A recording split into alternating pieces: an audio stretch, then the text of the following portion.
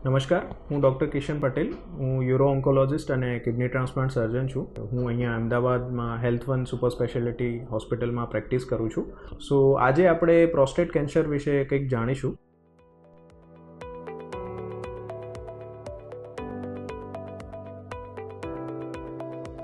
Prostate એક small organ છે જે બ્લેડરના પાછળ હોય છે અને એ મેલ રિપ્રોડક્ટિવ સિસ્ટમ માટે ઘણી હેલ્પ કરે છે. જે શુક્રાણુ હોય છે એને નરિશ કરે છે અને એના માટે એનું મેઇન રોલ છે.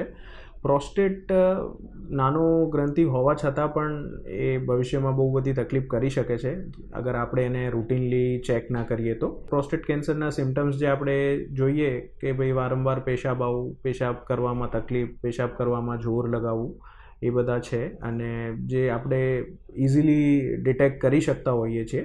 2-3 બેઝિક ટેસ્ટ છે, જેમ કે serum PSA prostate specific antigen, અને બીજું હોય છે કે ડિજિટલ રેક્ટલ એક્ઝામિનેશન, જેમાં આપણે લેટ્રિનના રસ્તે ડૉક્ટર આંગળી નાખીને પ્રોસ્ટેટ કેવી ટાઈપનું ફીલ થાય છે એ જોતા હોય છે. આ 2 સિમ્પલ ટેસ્ટથી આપણે એના માટે પ્રિવેન્શન કે અર્લી ડિટેક્શન જે પણ કહીએ એ કરી શકતા હોઈએ છીએ. હવે રિસ્ક ફેક્ટર કે ભાઈ પ્રોસ્ટેટ કેન્સર કોને થાય છે, તો એ એજિંગનો ડિઝીઝ છે. જેમ જેમ ઉંમર વધે પ્રોસ્ટેટ કેન્સરના ચાન્સીસ વધતા હોય છે.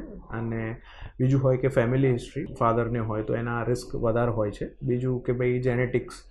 ત્રીજું છે કે ઓબેસિટી કે બહુ મોટાપો છે. અને બીજું કોમન કારણ એનું સ્મોકિંગ છે.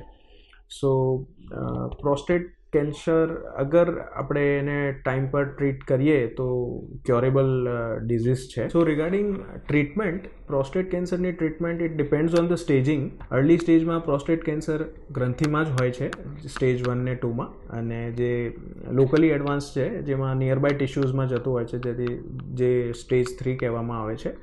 અને જે સ્ટેજ 4 છે એડવાન્સ ડિઝીઝ, એ બોડીમાં મેટાસ્ટેસિસ તરીકે આપણે એને કન્સિડર કરતા હોઈએ છીએ કે બીજા ઓર્ગન્સમાં જતો હોય છે. હવે રહી વાત ટ્રીટમેન્ટની, તો એમાં આપણા પાસે એક એક્ટિવ સર્વેલન્સનો ઓપ્શન હોય છે કે ભાઈ યંગ એજ છે, અત્યારે ઓપરેશન નથી કરવું પણ ભવિષ્યમાં કરવાનું જ છે, પેશન્ટ પણ રેડી છે, તો એના માટે આપણે time to time routine test કરતા હોઈએ છીએ. બીજું છે સર્જરી, જે આપણે ક્યોર કરી દઈએ કે ભાઈ સ્ટેજ 1 અને 2 છે પ્રોસ્ટેટ કેન્સર અંદર, પ્રોસ્ટેટના અંદર છે, તો એમાં આપણે લેપ્રોસ્કોપિક કે રોબોટિક પ્રોસ્ટેટેક્ટોમી કરીને આખું આપણે ઓર્ગન કાઢી દેતા હોઈએ છીએ પ્રોસ્ટેટનું. બીજું છે રેડિયેશન, જેમાં આપણે બહારથી રેડિયેશન આપીને પ્રોસ્ટેટ કેન્સરને ટાર્ગેટ કરતા હોઈએ છીએ. પછી છે હોર્મોનલ ટ્રીટમેન્ટ, જેમાં વેરિયસ મેડિકેશન્સથી આપણે એને સપ્રેસ કરતા હોઈએ છીએ. અને લાસ્ટ છે ઇમ્યુનોથેરાપી, જેમાં આપણે સ્પેસિફિક ટાર્ગેટ કરતા હોઈએ છીએ કે ભાઈ જે પ્રોસ્ટેટ કેન્સર છે ત્યાં જ મેડિસિન એક્ટ થાય અને બોડીની ઇમ્યુનિટી પણ આપણે વધારીએ.